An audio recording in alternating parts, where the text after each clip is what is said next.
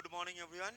Welcome to North East PSC. मेरा नाम है आयन बैनर्जी और आज जो करंट अफेयर्स है उसको थोड़ा सा हम आगे बढ़ाएंगे। ठीक है, तो चलिए ज़्यादा देरी ना करते हुए, थोड़ा सा देरी हो गया बट ज़्यादा देरी नहीं करते, स्टार्ट करते हैं। लास्ट आपका जितना दूर हुआ था उसके बाद से जितने भी करंट अफेयर्स हैं वो चीज़ें थोड़ा सा आएंगे। अच्छा, यहाँ पर एक चीज़ बता दूँ, बहुत सारे स्टूडेंट बोलते हैं कि सर ये जो करंट अफेयर्स है ये करने से ही क्या हो जाएगा और करंट अफेयर्स क्या नहीं पढ़ना पड़ेगा। देखिए, मुझे नहीं लगता है कि आपको इतना से ही हो जाएगा। ये ट्रू है। ठीक है, हमने चूज करके करके जो मेन मेन करंट अफेयर्स है उसको उठाया है। अब इसका मतलब ये नहीं कि एग्जामिनर भी यही करंट अफेयर्स को ही फॉलो करेगा, ऐसा नहीं होता है।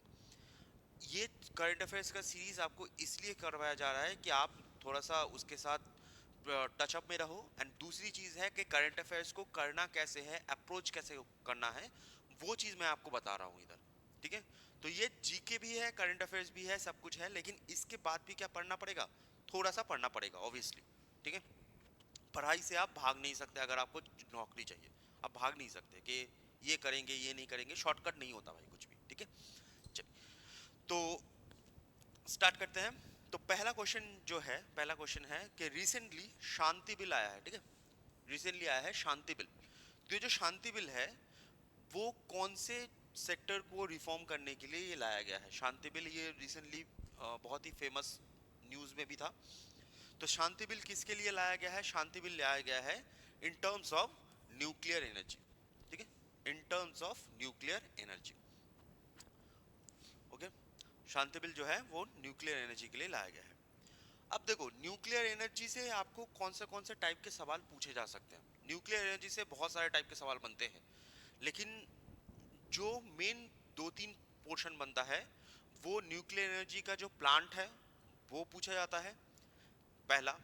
दूसरा, आपको ये पूछा जा सकता है कि उसमें जो चीज़ें हैं वो चीज़ें, मतलब जो मॉड्यूलेटर है या फिर आपका मॉडरेटर है या फिर आपका जो कंट्रोल रॉड होता है, ये सब चीज़ें पूछी जाती हैं। या फिर नॉर्मली पूछी जाती हैं कि फादर ऑफ न्यूक्लियर एनर्जी कौन है, या भाभा एटॉमिक रिसर्च सेंटर ये जो होती है वो कहाँ पर होती है। ठीक है, ऐसे टाइप के सवाल आते हैं। तो इसमें मैं पूरा ही थोड़ा सा आपको बता देता हूँ जिससे आपको कभी भी कंफ्यूजन ना हो और आपको पूरा न्यूक्लियर एनर्जी का समझ में आए। देखो, न्यूक्लियर एनर्जी जब भी बात होती है न्यूक्लियर एनर्जी, तो न्यूक्लियर एनर्जी में एक चीज याद रखिएगा, न्यूक्लियर एनर्जी में दो चीजें होती हैं। एक होता है न्यूक्लियर फ्यूजन और एक होता है न्यूक्लियर फिशन। फ्यूजन का मतलब होता है जब जो दो एटम्स हैं वो दोनों ऐसे जुड़ते हैं। ठीक है, दो जुड़ते हैं तो फ्यूजन। जब दो अलग होते हैं तो फिशन। ठीक है, फ्यूजन कहां पर दिखता है? फ्यूजन आपको दिखेगा इन सन, जहां पर हाइड्रोजन एंड हीलियम ये दोनों एड ऑन होते हैं। हाइड्रोजन और हीलियम ये बहुत इंपॉर्टेंट है, ये बहुत बार क्वेश्चन पूछा जा चुका है कि फ्यूजन कहां पर दिखता है या सन का सोर्स क्या है, वो होता है फ्यूजन। फिशन क्या होता है? फिशन जो हम यहाँ पर होते हैं ब्रेकअप होता है। अब फिशन थर्मल पावर प्लांट में होता है, लेकिन इसका फ्यूल क्या होता है? मतलब ब्रेकअप तो होता है, लेकिन कौन सी चीज ब्रेकअप होती है, कौन सी चीज सबसे ज्यादा ब्रेकअप होती है? तो यहाँ पर सबसे ज्यादा यूज किया जाता है यूरेनियम। ठीक है, यूरेनियम।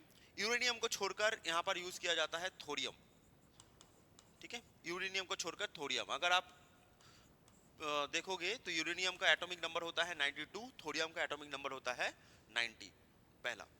दूसरी चीज क्या है? दूसरी चीज यहाँ पर बहुत सारे क्वेश्चंस जो साइंस से आते हैं, दैट यहाँ पर कंट्रोलिंग रॉड।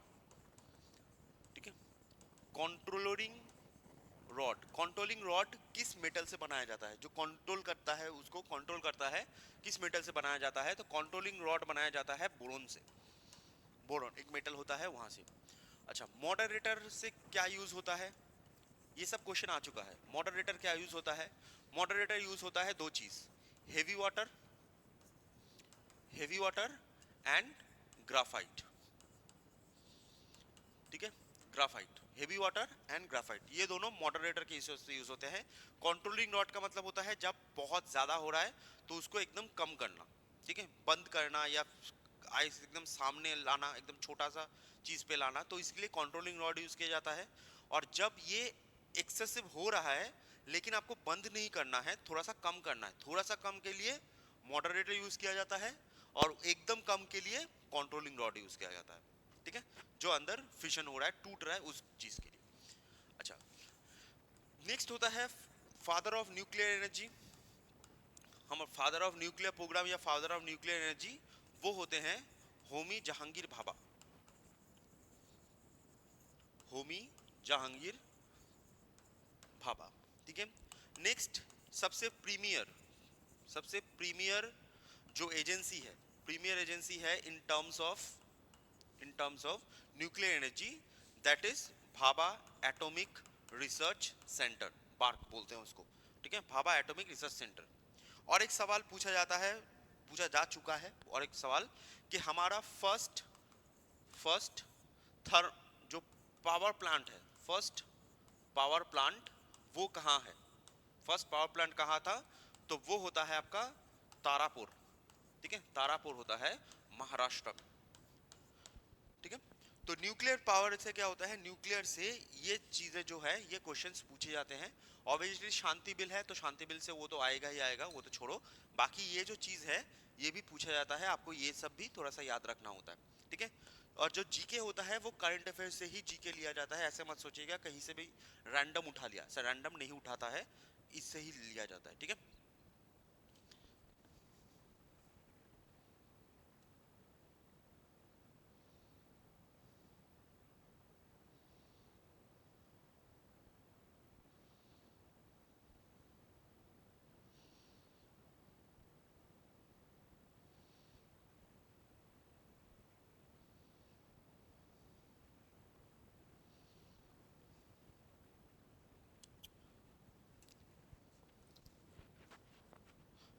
ठीक है, चलो नेक्स्ट क्वेश्चन पे चलते हैं। आज बहुत ज़्यादा इंपॉर्टेंट क्वेश्चन हैं। अच्छा, नेक्स्ट क्वेश्चन, सॉरी इसको हटा देता हूँ। अच्छा, नेक्स्ट क्वेश्चन ये है कि दिसंबर में union cabinet recently approved free trade agreement, ठीक है, फ्री ट्रेड एग्रीमेंट जिसको एफटीए कहा जाता है, free trade agreement between India and which country. Free trade agreement क्या होता है, नॉर्मली फ्री ट्रेड एग्रीमेंट का मतलब होता है जहां पर आप कोई टैक्स नहीं लगाओगे। फॉर एग्जांपल इंडिया, मान लीजिए इंडिया के साथ सबसे पहला जो फ्री ट्रेड एग्रीमेंट इंडिया के साथ बहुत सारे कंट्रीज का है, सऊदी अरब का है, आपका भूटान का है, ठीक है, न्यूजीलैंड का हुआ है। तो मान लीजिए मैं सऊदी अरब का मान लेता हूँ, तो इंडिया के साथ क्या होता है, मान लीजिए इंडिया है तो इंडिया फ्री ट्रेड एग्रीमेंट क्या है कि इंडिया कोई सामान भेजेगी सऊदी अरब में, तो सऊदी अरब उस पर टैक्स नहीं लगाएगा, ठीक है। 100 रुपए का सामान यहाँ पर बना तो 100 रुपए में ही सऊदी अरब तक पहुंच जाएगा। और सऊदी अरब कोई सामान इंडिया भेजेगा तो वहां पर इंडिया टैक्स नहीं लगाएगा, 100 का सामान 100 में ही आएगा। अब इससे फायदा क्या होता है, इससे फायदा होता है दोनों देशों को कि दूसरे देश में भेजकर वो पैसा कमा सकते हैं। अगर मान लीजिए कि वो नहीं चाहते कि वो सामान इधर आए, तब उस पे क्या लगेगा, उस पे लगेगा टैरिफ या फिर टैक्स। अब टैरिफ क्या होता है, जैसे मान लीजिए एक देश से दूसरे देश में आया, जैसे हम यूएसए में भेज रहे हैं तो हमारे ऊपर अभी के टाइम पर 25% टैरिफ है, ठीक है, 26% टैरिफ है। तो हमने यूएसए में भेजा, तो हम 100 का सामान जब भेजेंगे तो यूएसए में 26 रुपीज लग के 126 रुपीज हो जाएगा। तो हम जो इंडिया से भेज रहे हैं तो इंडिया का सामान क्या है, 126 रुपीज है। अब मान लीजिए किसी देश ने भेजा, पाकिस्तान ने भेजा, पाकिस्तान के ऊपर 19% टैरिफ है, 19% टैरिफ है। उसने भेजा 100 का सामान 119 है, हमारा सामान 126 है, तो लोग खरीदेंगे क्या, 119 वाला खरीदेंगे, 26 वाला क्यों खरीदेंगे। तो जब भी टैरिफ लगता है ना, तो टैरिफ में दोनों पार्टी का ही नुकसान होता है। ये चीज फ्री ट्रेड एग्रीमेंट में नहीं होती। तो दिसंबर में फ्री ट्रेड एग्रीमेंट किसके लिए हुआ है, दिसंबर में फ्री ट्रेड एग्रीमेंट हुआ है ओमान के साथ, ठीक है, ओमान के साथ फ्री ट्रेड एग्रीमेंट हुआ है ओमान के साथ। अच्छा, ओमान जो होती है, ओमान याद रखिएगा, ओमान जो है वो उसकी जो कैपिटल होती है, ओमान की कैपिटल होती है मस्कट, मस्कट। अच्छा, ओमान के साथ दो चीज आपको याद रखना है, ओमान के साथ दो चीज आपको याद रखना है, दैट ओमान जो है वो एक स्ट्रैटेजिक लोकेशन पे है। स्ट्रैटेजिक लोकेशन कौन सा है, ओमान के पास स्ट्रेट ऑफ हॉर्मोज है, ठीक है, स्ट्रेट ऑफ हॉर्मोज बहुत ही इंपॉर्टेंट स्ट्रेट होता है, बहुत ही इंपॉर्टेंट। तो स्ट्रेट ऑफ हॉर्मोस ओमान के पास लोकेटेड है। और ओमान से दो चीजें याद रखिएगा बस, जो क्वेश्चन ऐसे करके पूछा जा सकता है कि कौन कौन मेंबर है कौन कौन मेंबर नहीं है, ऐसे पूछा जा सकता है कि ओमान जो है वो एक ग्रुप होती है that is known as GCC, ठीक है, गल्फ कंट्रीज का। गल्फ कंट्रीज का जीसीसी जो ग्रुप है उसका ओमान मेंबर है, ठीक है। ओमान जीसीसी जो ग्रुप होती है गल्फ कंट्रीज का, तो उसमें मेंबर है। लेकिन आपने एक और सुना होगा that is known as OPEC. OPEC सुना होगा, ठीक है। तो ओपेक में याद रखिएगा ओमान पार्ट नहीं है, ठीक है। तो ये चीज ओमान से याद रखिएगा, इससे ज्यादा उतना याद रखने की जरूरत नहीं है। तो जीसीसी में ओमान पार्ट है, ओपेक में ओमान पार्ट नहीं है, पहला चीज। दूसरी चीज, एफटीए रिसेंटली ओमान को छोड़कर किसके साथ एफटीए हुआ है, तो दैट इज न्यूजीलैंड, ठीक है। न्यूजीलैंड, न्यूजीलैंड के साथ भी एफटीए इंडिया ने साइन किया है रिसेंटली। और सऊदी अरेबिया, ये वाला जो पोर्शन है यहाँ पर एक चीज आप जान लो, सऊदी अरेबिया में अभी के टाइम पर एक दूसरा करंट अफेयर्स इससे जुड़ा हुआ बोल दूं, एक सिस्टमिक सेटअप तैयार हो रहा है for Islamic NATO.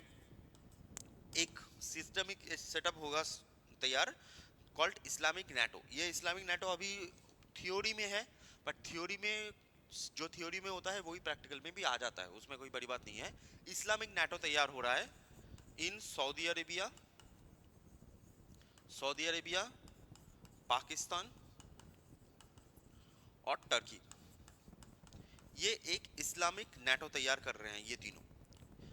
Islamic NATO का मतलब क्या होता है, इस्लामिक नेटो मतलब इस्लामिक कंट्रीज मिलके एक नेटो स्टाइल एक चीज तैयार कर रहे हैं कि इन तीनों में से किसी पे भी हमला तो इन तीनों पे हमला माना जाएगा। जैसे मान लीजिए पाकिस्तान पे हमला हुआ तो सऊदी अरब एंड टर्की मानेगी कि इन दोनों पे भी हमला हुआ है, ठीक है। तो ये इस्लामिक नेटो का केस है, ये रिसेंट करंट अफेयर्स है जो गल्फ कंट्रीज है, इसलिए मैंने यहाँ पर मेंशन कर दिया है, ठीक है। जब ऑपरेशन सिंदूर हुआ था उससे पहले भी पाकिस्तान और सऊदी अरबिया में पैक्ट था कि पाकिस्तान पे हमला सऊदी अरब पे हमला माना जाएगा, सऊदी अरब में पाकिस्तान का माना जाएगा, ठीक है। पाकिस्तान के ऊपर इंडिया ने धुआं कर दिया, सऊदी अरब आया ही नहीं। तो ये कितना दूर चलेगा पता नहीं भाई, ठीक है। तो ये सेकंड वाला क्वेश्चन है।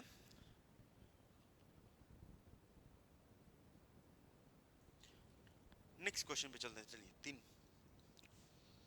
ओमान है, अच्छा। नेक्स्ट होता है विच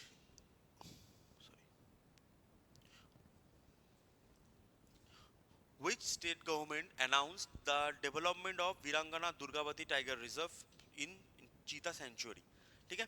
तो ये वाला जो क्वेश्चन है, ये वाला क्वेश्चन बहुत ही डायरेक्ट क्वेश्चन है, जान लो बहुत ही डायरेक्ट क्वेश्चन है। तो यहाँ पर आपको उतना ज्यादा लोड लेने की जरूरत नहीं पड़ेगी।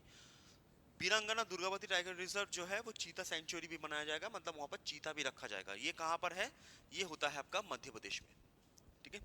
तो ये दुर्गावती सेंचुरी, अच्छा वीरांगना दुर्गावती, ये दुर्गावती है कौन, थोड़ा सा मैं आपको हिस्ट्री बता देता हूँ, क्योंकि बहुत सारे हमारे देश की जो हिस्ट्री है वो मुगल्स के अराउंड ही घूमती है, बट हमको नॉर्मल हिस्ट्री कोई नहीं बताता। जो चंदेला वाला एरिया था, चंदेला वाला एरिया मतलब जो मध्य प्रदेश का जो एरिया था, तो एरिया मध्य प्रदेश के एरिया में, ठीक है, मध्य प्रदेश के एरिया में एक क्वीन हुआ करती थी that is known as Durgavati, ठीक है, क्वीन हुआ करती थी। अभी जो दुर्गावती क्वीन थी, तो ये कहा जाता है कि जो क्वीन थी वो अपना राज कर रही थी, लेकिन वो देखने में बहुत बहुत खूबसूरत थी। तो इसी वजह से क्या होता है, इसी वजह से जो साइड वाले जो किंग्स है ना, वो उन पे नजर गड़ाए बैठे थे कि कुछ होगा तो कैप्चर कर लेंगे और स्लेव बना देंगे, ठीक है। तो ये जो कैप्चर करने में दो मेन किंग थे, एक का नाम था बाज बहादुर, ठीक है, मालवा का किंग था बाज बहादुर। तो बाज बहादुर हमला करता है दुर्गावती के ऊपर, सिर्फ जगह लेना है वो नहीं है, ठीक है, दुर्गावती को भी लेना है। इस समय का ऐसा सीन था, दुर्गावती को भी लेना है। तो वो हमला करता है और दुर्गावती बाज बहादुर को बहुत बुरी तरह से हरा दिया, बाज बहादुर हार जाता है। नेक्स्ट अकबर का एक सिपाही, मतलब अकबर का एक जनरल था जिसका नाम था अशफ खान, ठीक है, असफ खान। तो असफ खान क्या होता है, असफ खान, असफ खान, असफ खान भी दुर्गावती पे हमला करता है 6 साल के बाद 1566 के टाइम, ठीक है, 1566 ऐसे टाइम में। 1566 में अशरफ खान भी दुर्गावती में हमला करता है और वही सेम सीन था कि जगह तो लेना ही है, दुर्गावती को भी लेना है। तो यहाँ पर लड़ाई होती है, यहाँ पर लड़ाई होती है और दुर्गावती इस टाइम पे, इस लड़ाई में दुर्गावती जान दे देती है कि नहीं, उधर नहीं जाना है, बट जान दे देती है। और जितने भी दुर्गावती के फोर्ट में जितने भी फीमेल्स थी, सब लोग जौहर कर लेते हैं। जौहर का मतलब होता है कि जो आग जलाकर सब जल जाती है, ठीक है। तो जिंदगी जाना मंजूर है, इज्जत जाना नहीं। तो वहां पर क्या होता है, वहां पर प्रॉब्लम ये है कि दुर्गावती की एक सिस्टर थी और एक बहू थी, ये दोनों बच जाती है, ठीक है। एक पाइल ऑफ वुड के पीछे छुपी हुई होती हैं, तो सारा लोग जल जाते हैं, सिर्फ दो लोग बच जाते हैं, दुर्गावती की बहन एंड उनकी बहू। तो उनको पकड़ के आसफ खान उनको पकड़ के जो अकबर के हराम होते हैं, तो उन वहां पर लेके चले जाते हैं। उनके बाद उनका क्या हुआ किसी को नहीं पता। तो ये है दुर्गावती की स्टोरी। तो हमको ये बताया नहीं जाता है, ये बहुत ही वैलियंट उन्होंने लड़ा था। तो दुर्गावती टाइगर रिजर्व उन्हीं के नाम पर है और ये चीता सेंचुरी बना दिया जाएगा। और चीता को रीइंट्रोड्यूस कब किया गया था, ये क्वेश्चन आ सकता है कि चीता को रीइंट्रोड्यूस कहाँ पर किया गया था। मध्य प्रदेश के ही एक नेशनल पार्क था, that is known as Kuno national park, ठीक है। तो चीता को रीइंट्रोड्यूस किया गया था इन कूनो नेशनल पार्क। कहाँ से लाया गया था, तो ये लाया गया था from Namibia. Namibia European sorry African country होती है, तो नामीबिया से लाया गया था, ठीक है। तो ऐसे क्वेश्चंस जो हैं वो बहुत ही डायरेक्ट टाइप के क्वेश्चंस हैं, यहाँ पर आपको ज़्यादा उतना लोड लेने की ज़रूरत नहीं पड़ेगी, बहुत ही डायरेक्ट टाइप के क्वेश्चंस हैं, ठीक है। चलिए नेक्स्ट।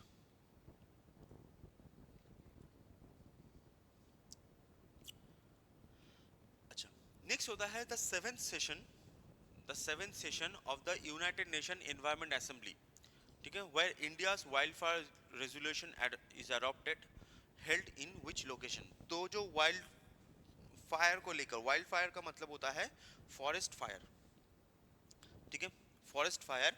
तो ये जो फॉरेस्ट फायर को लेकर, ठीक है, फॉरेस्ट फायर को लेकर ये कहां पर हुआ है।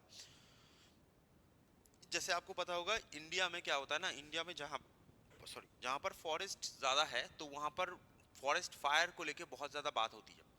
अब फॉरेस्ट फायर सबसे ज्यादा कहां पर होती है इंडिया में, जहां पर फॉरेस्ट भी है, फॉरेस्ट फायर भी होता है, वो होता है जहां पर बर्फ गिरता है, यहाँ पर जहां पर ठंडा ज्यादा होता है।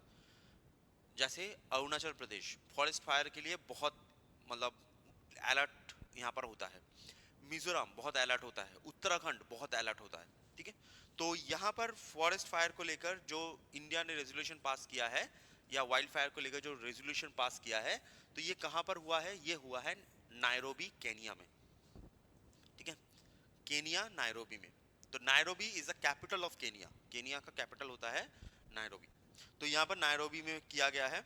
देखो अरुणाचल प्रदेश की अगर बात करें, अरुणाचल प्रदेश की बात करें हम, मैं सब में आ जाऊंगा, सब में आऊंगा। अरुणाचल प्रदेश की अगर बात करें, तो अरुणाचल प्रदेश में जो फॉरेस्ट फायर है उसको रोकने के लिए बहुत सारे जो इनिशिएटिव है वो लिया जाता है। सिर्फ अरुणाचल प्रदेश में नहीं बोलूंगा, नॉर्थ ईस्ट में ही उसको रोकने के लिए। जैसे फर्स्ट आपने एक चीज सुना होगा फॉरेस्ट फायर को लेकर अरुणाचल प्रदेश में, ठीक है, forest fire, that is fire break line. आपने सुना है फायर ब्रेक लाइन, ये अरुणाचल प्रदेश में भी है, ये अरुणाचल प्रदेश छोड़ के याद रखिएगा मिजोरम में भी है, ठीक है। फायर ब्रेक लाइन, जिससे फॉरेस्ट फायर ना फैले। जैसे जो झूम कल्टीवेशन होता है ना, काट काट के जो कल्टीवेशन होता है, तो उसमें जो सूखा हुआ रह जाता है, उसमें फॉरेस्ट फायर पकड़ना बहुत कॉमन होता है। तो इसी वजह से फॉरेस्ट ब्रेक लाइन किया गया है, फायर ब्रेक लाइन, कि आप यहाँ पर झूम कल्टीवेशन कर रहे हो, कोई बात नहीं, यहाँ से मान लो कि फॉरेस्ट स्टार्ट हो रहा है, ठीक है, लेकिन आपके जो झूम कल्टीवेशन एरिया है और जो फॉरेस्ट वाला एरिया है, उसके बीच में आपको एक गैप रखना पड़ेगा। ऐसा एक गैप रखना पड़ेगा कि ये झूम कल्टीवेशन एरिया जल भी जाए तो भी फॉरेस्ट जो एरिया है, ये जो फॉरेस्ट वाला एरिया है, इस फॉरेस्ट वाले एरिया पे कोई भी आंच ना आए। तो यहाँ पर एक गैप रखना पड़ेगा, this is known as fire break line. ये आंध्र प्रदेश में, सॉरी अरुणाचल प्रदेश में भी है, मिजोरम में भी है। अच्छा, दूसरी चीज, मिजोरम में एक और इनिशिएटिव होता है, that is pine cone collection. Pine cone collection, ये भी इनिशिएटिव होता है क्योंकि पाइन कोन जो होता है वो बहुत ही सूखा हुआ होता है और उसमें आग लगने के चांसेस बहुत ज्यादा होते हैं। तो वाइल्ड फायर जो मिजोरम में मेनली जो वाइल्ड फायर होते हैं वो पाइन कोन की वजह से होता है, ये फ्यूल होता है उनका। तो इसी वजह से जो पाइन कोन होता है उसको प्रोटेक्ट करने के लिए, उसको रोकने के लिए वहां पर पाइन कोन कलेक्शन भी किया जाता है। ठीक है, ये अरुणाचल प्रदेश में भी आपको दिखेगा ऑब्वियसली जो चीजें हैं करने वाला। ठीक है,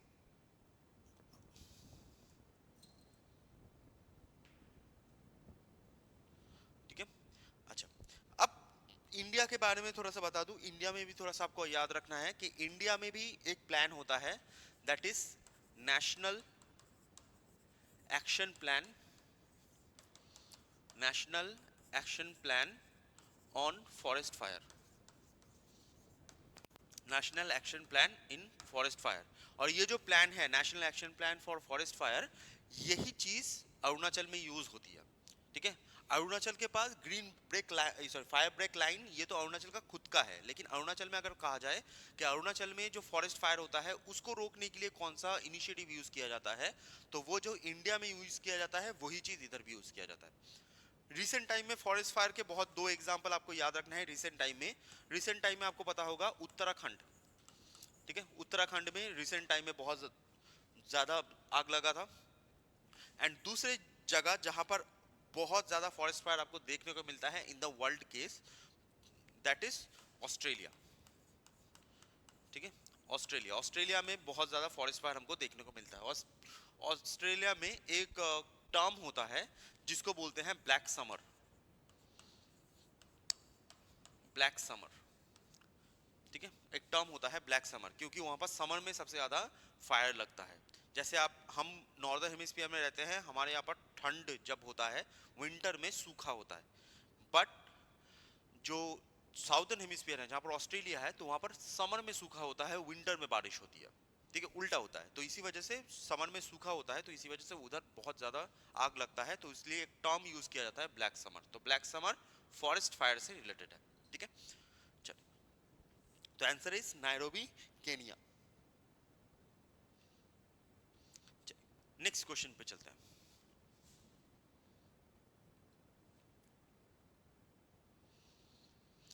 नेक्स्ट होता है कि अकॉर्डिंग टू स्टैनफोर्ड यूनिवर्सिटी के global AI vibrancy tool which is India's ranking in AI globally, मतलब एआई कितना यूज हो रहा है। ये बहुत ही ज्यादा डायरेक्ट क्वेश्चन है, यहाँ पर कुछ नहीं समझना है आपको। ठीक है, जस्ट थर्ड। ठीक है, ये थर्ड होता है। जस्ट रट्टा मान लो, ये वाला जो क्वेश्चन है ऐसे क्वेश्चन को रट्टा मानना है और कुछ नहीं। ऑप्शन ऑप्शन और कुछ नहीं है, बस रट्टा झाड़ो ऐसे क्वेश्चन को। ठीक है, ऑप्शन है थर्ड।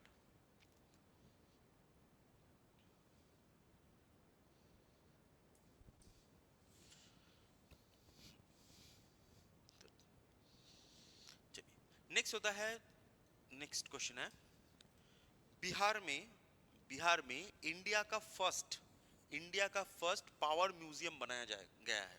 ठीक है, इंडिया का फर्स्ट पावर म्यूजियम, जितने भी इलेक्ट्रिसिटी है कहाँ से आते हैं, कैसे बनता है, जो भी चीजें हैं, टूल्स हैं, उनको शोकेस किया जाएगा। तो पावर म्यूजियम बनाया गया है। ये कौन से थर्मल पावर प्लांट में बनाया गया है। ठीक है, अब ये वाला जो क्वेश्चन है ये भी बहुत डायरेक्ट क्वेश्चन है, बहुत ही डायरेक्ट क्वेश्चन है। आपको ये वाला क्यों याद रखना है, क्योंकि ये इंडिया का फर्स्ट है, इंडिया का फर्स्ट, ओनली। ठीक है, फर्स्ट, लास्ट, ओनली, ये सब जो वर्ड्स होते हैं जब ये चीजें आती हैं तो उनको आपको पता होना चाहिए होता है। ठीक है, तो इंडिया का फर्स्ट पावर म्यूजियम कहां पर बनाया गया है, that is known as Kanti power museum, thermal power station में, कांति थर्मल पावर स्टेशन। तो जो क्वेश्चंस बहुत ही डायरेक्ट हैं उसमें ज्यादा कुछ लोड नहीं होगा आपको, ऐसे जो क्वेश्चंस हैं इसमें रट्टा ही मारना है। ठीक है, तो दैट इज कांति, कार्विज्ञा जो नाम होता है थर्मल पावर प्लांट में, कांति थर्मल पावर। अच्छा, नेक्स्ट होता है फर्स्ट, नेक्स्ट क्वेश्चन आता है कि who become the first women president of press club India. अब यहाँ पर फिर से क्वेश्चन इंपॉर्टेंट है, दैट इज फर्स्ट। अब फर्स्ट वुमेन है तो यहाँ पर फर्स्ट जब भी बात होती है तो प्रेस क्लब ऑफ इंडिया का फर्स्ट वुमेन प्रेसिडेंट कौन है। अच्छा, प्रेस क्लब ऑफ इंडिया क्या होता है थोड़ा सा बता दूं। प्रेस क्लब ऑफ इंडिया ये एक आप बोल सकते हो कि ये एक जो जर्नलिस्ट होते हैं ना, तो जर्नलिस्ट का एक ग्रुप है। आप बोल सकते हो जर्नलिस्ट की बॉडी है कि कौन कितना अच्छा काम कर रहा है, इधर से कोई भी चीज होगी तो वो कितना अच्छा से इधर उधर कर सकते हैं, कम्युनिकेशन कितना अच्छा हो सकता है, वाइब्रेंस कितनी अच्छी हो सकती है, सोशल थिंग्स कितने अच्छे हो सकते हैं। तो यहाँ पर आता है प्रेस क्लब ऑफ इंडिया। अच्छा, एक और चीज याद रखो, प्रेस क्लब ऑफ इंडिया और इंडिया में एक होता है प्रेस काउंसिल ऑफ इंडिया, दोनों अलग चीज है। ठीक है, प्रेस क्लब ये वाला ये प्राइवेट बॉडी है, प्रेस काउंसिल ऑफ इंडिया वो सरकारी बॉडी है, दोनों अलग है। ठीक है, प्रेस क्लब ऑफ इंडिया के प्रेसिडेंट कौन है, फर्स्ट फीमेल प्रेसिडेंट या फिर वुमेन प्रेसिडेंट, दैट इज उनका नाम होता है संगीता पिस्तरॉय। ठीक है, पिसत्रोई, संगीता पिस्तौरी, तो उनका नाम था संगीता पिसोत्री। अब प्रेस क्लब ऑफ इंडिया क्या होता है ना, यहाँ पर जान लो, प्रेस क्लब ऑफ इंडिया ये जो है इसको बनाया गया था दुर्गादास ने, इसको बनाया गया था भाई दुर्गादास। दुर्गादास कौन है, दुर्गादास जो आप लोगों ने हिंदुस्तान टाइम्स कभी सुना होगा, एक पेपर होता है हिंदुस्तान टाइम्स, तो हिंदुस्तान टाइम्स के जो फाउंडर है उनका नाम था दुर्गादास। तो उन्होंने ये क्लब बनाया था 1958 में, इसका हेडक्वार्टर होता है दिल्ली में। ठीक है, दिल्ली में, तो इसको इसलिए बनाया गया था जिससे जो जर्नलिस्ट हैं वो एक जगह पर आ सके और यहाँ पर आके चीज़ों को सोशली बातचीत कर सके, जो ट्रांसफर ऑफ नॉलेज है वो हो सके। तो ये होता है प्रेस क्लब ऑफ इंडिया। अब यहाँ पर मैं एक और चीज़ आपको मेंशन कर दूं, that is press council of India. Press council of India, ये दोनों अलग चीज होती है। प्रेस काउंसिल ऑफ इंडिया क्या होता है ना, प्रेस काउंसिल ऑफ इंडिया जो मीडिया वॉचडॉग होता है, मीडिया वॉचडॉग। मीडिया वॉचडॉग का मतलब होता है कि कोई भी ऐसा कोई खबर तो नहीं आ रहा है, ऐसा कोई पेपर में सीन तो नहीं आ रहा जो इंडिया के इंटरेस्ट के अगेंस्ट हो, इंडिया को क्रिटिसाइज कर रहा है या फिर एंटी इंडिया चीजें हैं, तो वो देखता कौन है, वो देखता है प्रेस काउंसिल ऑफ इंडिया। ठीक है, वो देखता है प्रेस काउंसिल ऑफ इंडिया। ये प्रेस काउंसिल ऑफ इंडिया बनाया गया था 1978 में और इसका भी हेडक्वार्टर दिल्ली में ही है। ठीक है, तो प्रेस काउंसिल ऑफ इंडिया अलग होता है, प्रेस क्लब ऑफ इंडिया अलग होता है। तो प्रेस क्लब का कौन बना है, संगीता पिसारोती। ठीक है,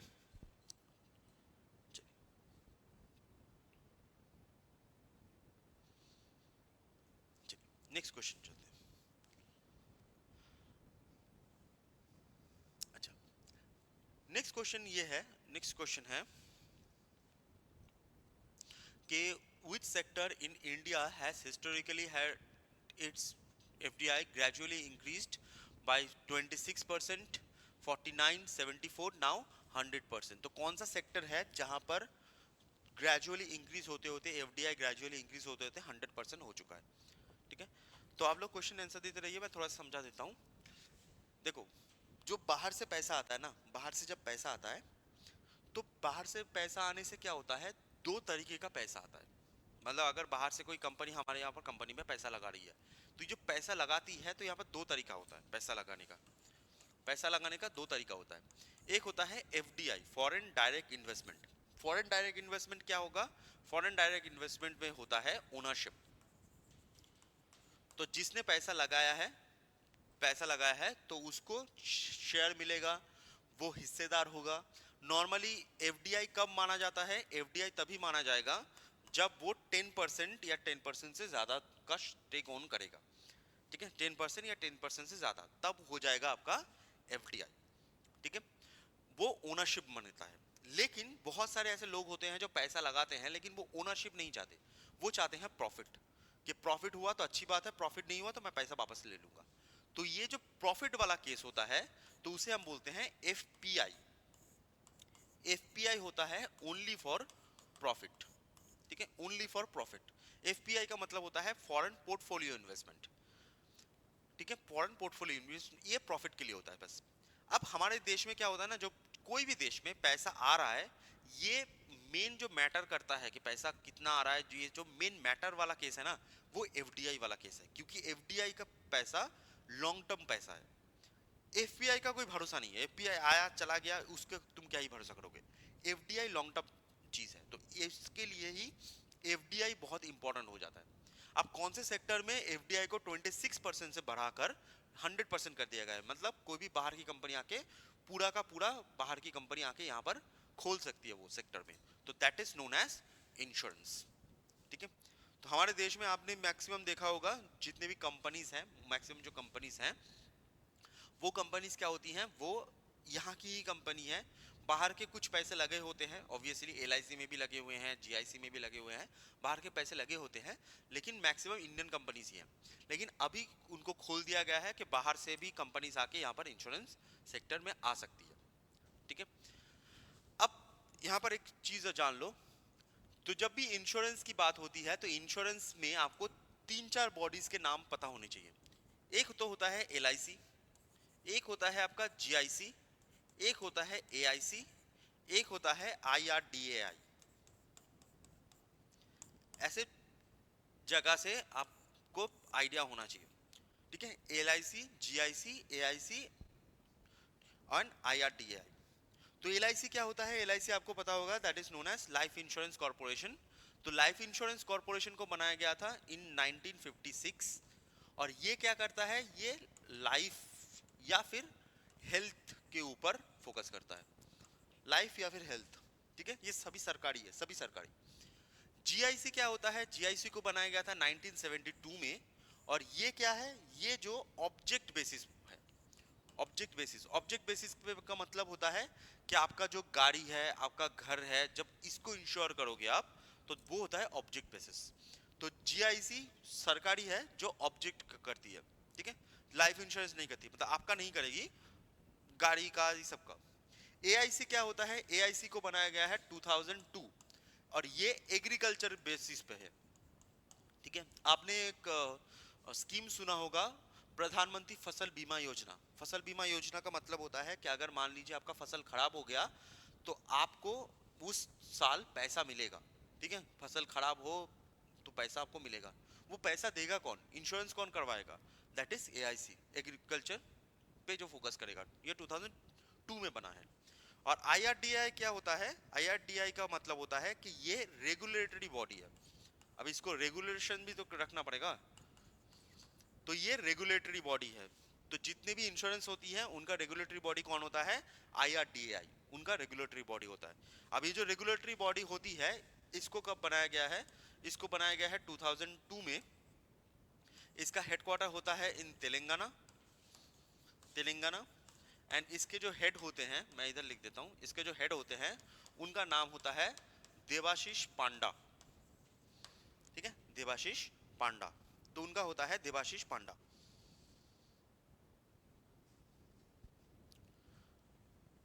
ठीक है, तो एलआईसी, जीआईसी, तो इंश्योरेंस में ये जो चीजें हैं, इंश्योरेंस में ये चीजें आपको थोड़ा सा पता होना चाहिए। ठीक है, और आईआरडीएआई जो होता है वो रेगुलेटरी बॉडी होती है, तेलंगाना में हेडक्वार्टर होता है, एंड देवाशीष पांडा इसके हेड होते हैं।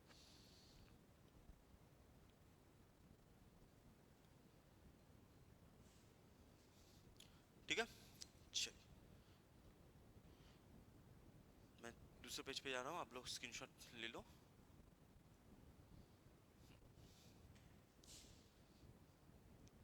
ठीक है, तो इंश्योरेंस है। अच्छा, नेक्स्ट नेक्स्ट क्वेश्चन है। अब ये क्वेश्चन बहुत ही इंपॉर्टेंट क्वेश्चन है। तो सिंपल सा भाषा में कह रहा है कि इंडिया ने किसको हराया है जिसमें इंडिया ने स्क्वाश वर्ल्ड कप जीता है। ठीक है, स्क्वाश वर्ल्ड कप जीता है। इसके पहले भी मैंने आपको इससे रिलेटेड क्वेश्चन करवाया था। तो किसको इंडिया ने हरा के स्क्वाश वर्ल्ड कप जीता है, वो है हांगकांग। ठीक है, तो इंडिया इस साल का स्क्वाश वर्ल्ड कप विनर है, वर्ल्ड चैंपियन है। ठीक है, वर्ल्ड चैंपियन है स्क्वाश में। तो स्क्वाश में सब अभी इंडिया है। ठीक है, वर्ल्ड चैंपियन इंडिया है। इंडिया से पहले था इजिप्ट, इंडिया से पहले था इजिप्ट, इजिप्ट से पहले था इंग्लैंड, और इंग्लैंड से पहले था ऑस्ट्रेलिया, इंग्लैंड से पहले था ऑस्ट्रेलिया। तो अभी 2025 वाला जो एडिशन है, तो अभी के वर्ल्ड चैंपियन कौन है, अभी है हमारा प्यारा देश, दैट इज इंडिया। ठीक है, इंडिया वर्ल्ड चैंपियन है। किसको हराकर, वो है हांगकांग को हराकर। हांगकांग टॉप सीट थी, टॉप सीट को हराकर उन्होंने जीता है। जो सेमीफाइनल में जो सेकंड टॉप सीड थी दैट इज इजिप्ट, उनको हराया था। हांगकांग जो टॉप सीड थी उनको हराया था इंडिया ने। ठीक है। अच्छा, इंडिया, एक चीज आपको थोड़ा सा एक्स्ट्रा बता दूं मैं, इंडिया कौन से स्पोर्ट्स में वर्ल्ड चैंपियन है इस टाइम पे। इंडिया इस टाइम पे कौन से स्पोर्ट्स में वर्ल्ड चैंपियन है? इंडिया फर्स्ट वुमेन जो ओडीआई वर्ल्ड कप है, वुमेन ओडीआई, उसमें वर्ल्ड चैंपियन है, रिसेंटली जीता है, आप लोगों को पता होगा। ठीक है। Main T20 world cup champion है इंडिया क्रिकेट में। नेक्स्ट, ब्लाइंड क्रिकेट,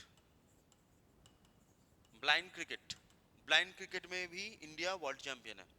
ठीक है। नेक्स्ट, चेस, चेस में वर्ल्ड चैंपियन डी गुकेश, हमने सुना होगा, डी गुकेश जो है वो चेस के अभी वर्ल्ड चैंपियन है, चार में। नेक्स्ट आता है कबड्डी, कबड्डी, कबड्डी में इंडिया वर्ल्ड चैंपियन है, और कबड्डी में इतना होल्ड है इंडिया का कि इंडिया को छोड़कर कभी कोई वर्ल्ड चैंपियन बना ही नहीं। हम जितनी बार हुआ है कबड्डी में वर्ल्ड चैंपियन इंडिया ही बना है।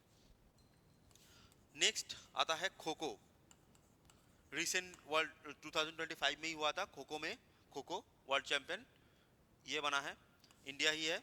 ठीक है। फर्स्ट वर्ल्ड चैंपियन, ये वर्ल्ड चैंपियनशिप हुआ था खो खो का, तो इसमें इंडिया है फर्स्ट। अच्छा, खो खो छोड़कर स्क्वाश। तो ये कुछ जगह है, कुछ गेम्स हैं जिसमें इंडिया वर्ल्ड चैंपियन है। ठीक है। Women ODI, men T20, blind cricket, chess, kabaddi, kho kho and squash, इसमें आज के डेट के हिसाब से ये लोग वर्ल्ड, इसमें वर्ल्ड चैंपियन है ये लोग। ठीक है। इंडिया वर्ल्ड चैंपियन है। आपको कितना पता था?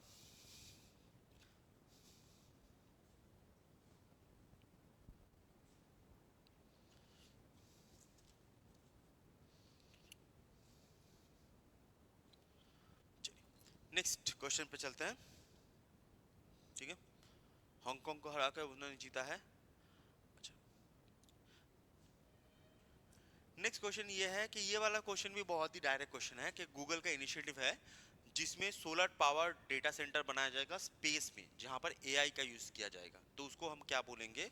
तो वो होगा प्रोजेक्ट सन कैचर। ठीक है। प्रोजेक्ट सन कैचर। तो कुछ क्वेश्चंस हैं बहुत ही डायरेक्ट क्वेश्चन होंगे जिसको आपको रट्टा मारना है, कुछ क्वेश्चंस हैं जिसके अंदर की चीजें आपको जाननी है, याद रखनी है। ठीक है। तो गूगल इनिशिएटिव है जिसमें solar power data centre use किया जाएगा इन स्पेस, ये चीज याद रखिएगा, इन स्पेस। तो स्पेस होगा दैट इज सन कैचर।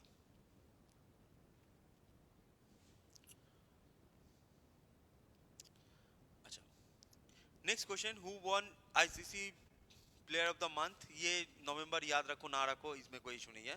ठीक है। शेफाली वर्मा है, तो इसमें ये क्वेश्चन याद ना रखो तो भी चलेगा, उसमें कोई इशू नहीं है। अच्छा, ये क्वेश्चन बहुत इंपॉर्टेंट है, ये क्वेश्चन बहुत इंपॉर्टेंट है क्योंकि घुमा घुमा के आपको कोई भी एग्जाम दो तो वहां पर वाइल्ड लाइफ से क्वेश्चन पूछा ही जाएगा, और ऑब्वियसली अरुणाचल वाइल्ड लाइफ से भरा हुआ है, तो यहाँ पर वाइल्ड लाइफ से तो क्वेश्चन पूछा ही जाएगा। तो यहाँ पर क्वेश्चन पूछा गया है, the wild life safe NH45 highway project in Madhya Pradesh has been implemented under which government initiative to eco-friendly roads? तो ये जो चीज है, ये चीज है क्या? Wild life safe, wild life safe का मतलब क्या होता है आपने कभी सुना होगा, मैं एक चीज आपको बताता हूँ इसमें आने से पहले। आपने एक वर्ड सुना होगा ग्रीन कॉरिडोर। ठीक है। ग्रीन कॉरिडोर, ग्रीन कॉरिडोर क्या होता है, या फिर यही वाइल्ड लाइफ सेफ एरिया होता है कि ग्रीन कॉरिडोर वो एरिया होता है जहां पर एक स्ट्रेच होगा, स्ट्रेच मतलब मान लो कि 30 किलोमीटर 35 किलोमीटर एक लंबा स्ट्रेच होगा। तो वो जो जगह है ना, वो जो जगह है जो स्ट्रेच वाला जगह है, तो वहां से जो जानवर हैं वो माइग्रेट करेंगे, इधर से उधर, जंगल से इधर से जंगल में उधर जाएंगे, उधर से जंगल से इधर जाएंगे, ये माइग्रेट करेंगे। तो इन टाइम पे, माइग्रेशन के टाइम पे, ये मोस्टली एनिमल्स के लिए जाने के लिए है। तो वहां पर जो गाड़ियां हैं तो उनका जो स्पीड है उसको बहुत स्लो रखा जाएगा, एंड जो इंसान और जानवर के बीच जो टसल होता है वो ना हो, वो देखा जाएगा। तो उसे हम बोलते हैं ग्रीन कॉरिडोर। तो सेम चीज होती है wild life safe NH45। NH45 का एक एरिया होगा, तो वहां पर क्या होगा, वहां पर जो जानवर है वो इधर से उधर जा सकते हैं, मूव कर सकते हैं। तो ये किस सिस्टम के अंडर बनाया गया है, ये बनाया गया है ग्रीन हाईवेज पॉलिसी के अंडर, दैट इज 2015 का ग्रीन हाईवेज पॉलिसी। अब ये जो ग्रीन कॉरिडोर है ना, ग्रीन कॉरिडोर, ये मत सोचो कि यहाँ पर आप ये NH45 पहला है, नहीं। ग्रीन कॉरिडोर आसाम में भी है, ग्रीन कॉरिडोर अरुणाचल प्रदेश में भी है, ठीक है, अरुणाचल प्रदेश में भी है, और इसको छोड़ के इंडिया के बहुत सारे जगह पर ग्रीन कॉरिडोर आपको मिलेंगे। जैसे अगर आप इंडिया की बात करो, ठीक है, इंडिया में कुछ कुछ फेमस फेमस बता देता हूँ।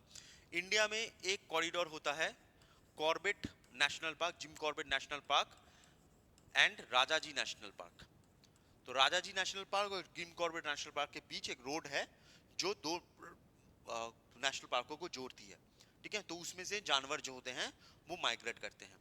और एक होता है बहुत ही famous, that is known as Kanha और पिंच, कान्हा और पिंच।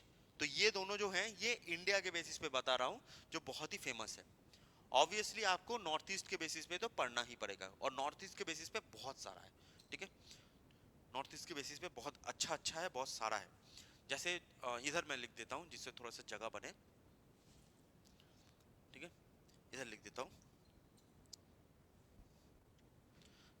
तो सबसे पहला आपको याद रखना है, सबसे पहला जो याद रखना है that is Kaziranga, Kaziranga elevated corridor, elevated corridor, ठीक है। काजीरंगा एलिवेटेड कॉरिडोर NH715 में होगा, NH715 में। और ये सबसे इंपॉर्टेंट कॉरिडोर होता है, ठीक है। रिसेंटली आपका रिसेंटली मतलब 18 जनवरी, आज कितना है, परसों, पीछे वाला परसों 18 जनवरी को ये इनॉग्रेट हुआ है, 18 जनवरी को इस दिन, ठीक है। काजीरंगा, अच्छा, अब काजीरंगा के साथ अलग अलग जगह का भी मेल होता है, ठीक है। काजीरंगा के साथ अलग अलग जगह का भी आपको मेल दिखेगा। जैसे काजीरंगा, काजीरंगा कार्बी आंगलोंग, कार्बी आंगलोंग कॉरिडोर, काजीरंगा कार्बी आंगलोंग कॉरिडोर। ये कॉरिडोर्स क्यों बनाए जाते हैं, क्योंकि आसाम में बहुत फ्लड होता है। अच्छा, उसको छोड़कर मानस बक्सा, मानस एंड बक्सा, मानस एंड बक्सा, ये मानस होता है आसाम में, बक्सा होता है वेस्ट बंगाल में, ठीक है। मानस बक्सा कॉरिडोर।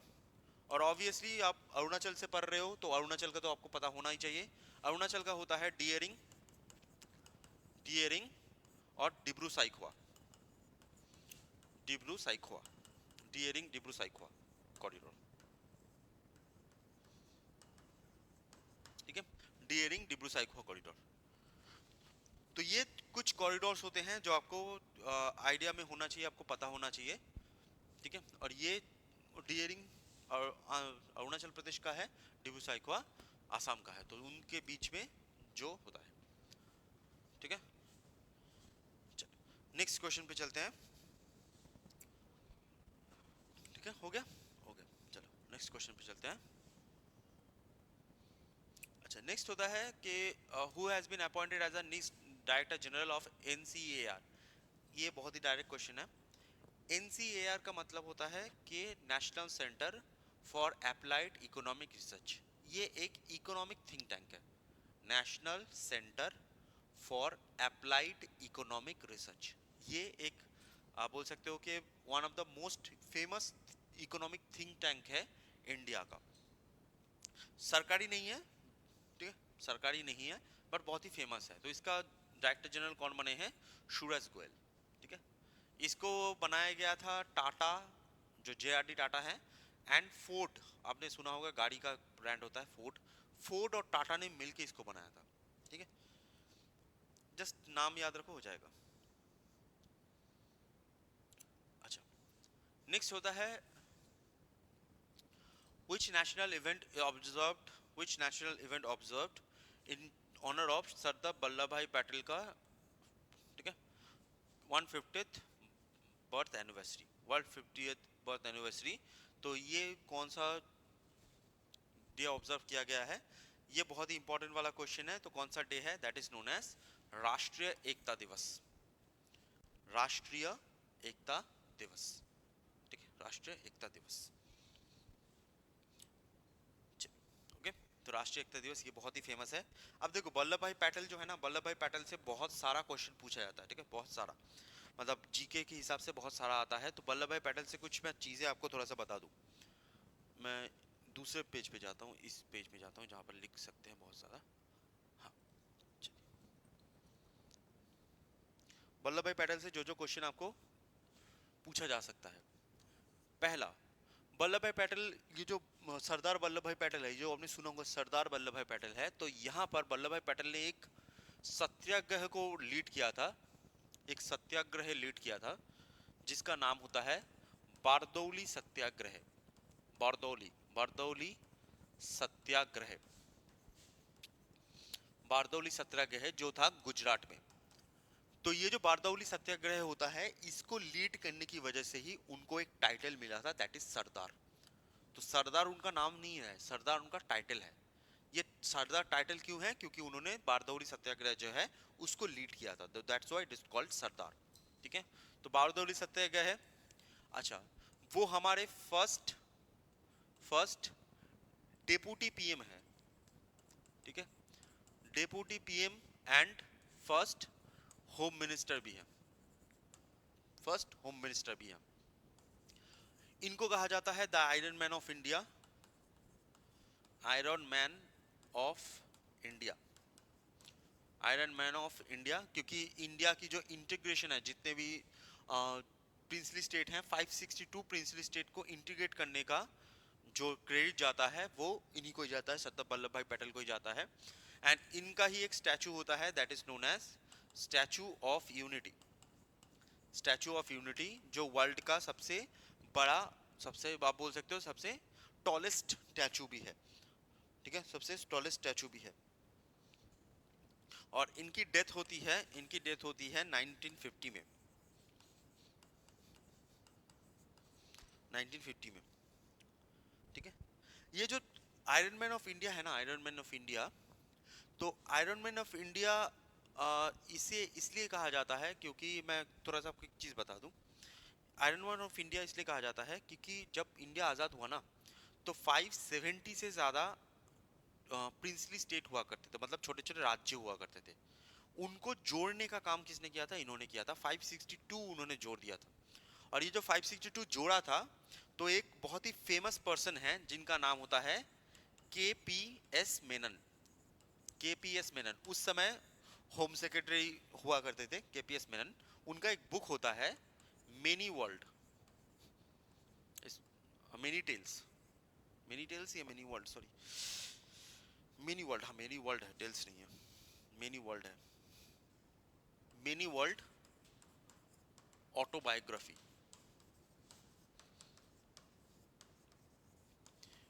मेनी वर्ल्ड ऑटोबायोग्राफी, ये जो केपीएस मेनन का बुक है, क्योंकि जब ये जोड़ रहे थे तो जोड़ने में दोनों लोगों का ही योगदान था, मतलब मेन योगदान था सरदार वल्लभ भाई पटेल, और उनके नीचे जो काम कर रहे थे वो भी सरदार वल्लभ भाई पटेल के साथ जाते थे। उनका नाम था केपी मेनन, केपीएस मेनन। तो केपीएस मेनन ने ही ये बुक लिखा है मेनी वर्ल्ड ऑटोबायोग्राफी। इसमें कैसे जो स्टेट्स हैं वो जुड़े, कौन से स्टेट में क्या क्या बात हुई थी, क्या क्या चीज़ें हुई थी, कौन सा उन्होंने शर्त रखा था, कंडीशन रखा था, क्या क्या हुआ था, सब इसमें लिखा हुआ है, ठीक है। तो बहुत बढ़िया बुक है, कभी आप पढ़िएगा तो बहुत बढ़िया बुक है केपीएस मेनन का, ठीक है। तो ये वाला राष्ट्रीय दिवस, तो इन छोटी छोटी चीजें हैं जो सरदार वल्लभ भाई पटेल से आपको याद रखनी है, ठीक है। चलिए नेक्स्ट क्वेश्चन पे चलते हैं। अच्छा, नेक्स्ट होता है,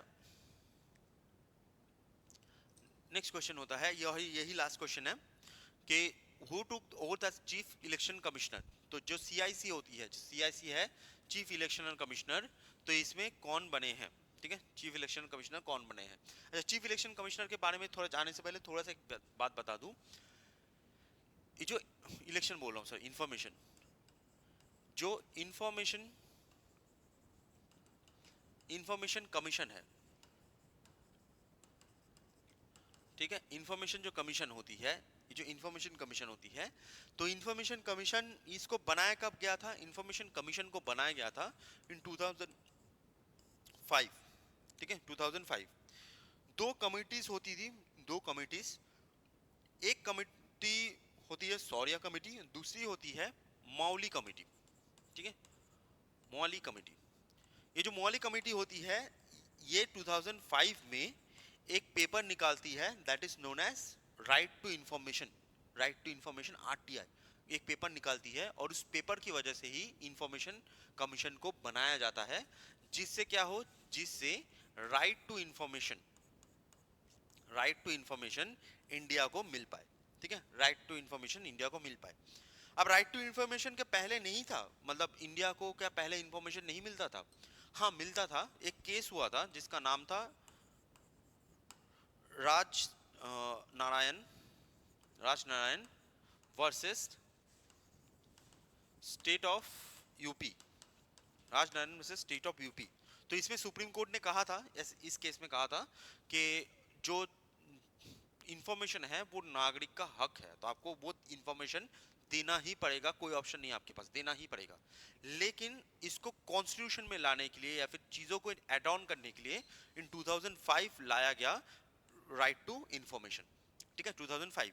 ये रखा कहा गया है, राइट टू इंफॉर्मेशन को रखा गया है, ये रखा गया है दो जगह पर। Article 19 A sub clause 1 sub clause A, ये आर्टिकल में रखा जाता है, और कभी कभी आर्टिकल 21 में भी इसको कहा जाता है, ठीक है। तो article 19 sub clause 1 sub clause A, इसमें रखा गया है आरटीआई को। तो आरटीआई करती कौन है? ये करती है इंफॉर्मेशन कमीशन,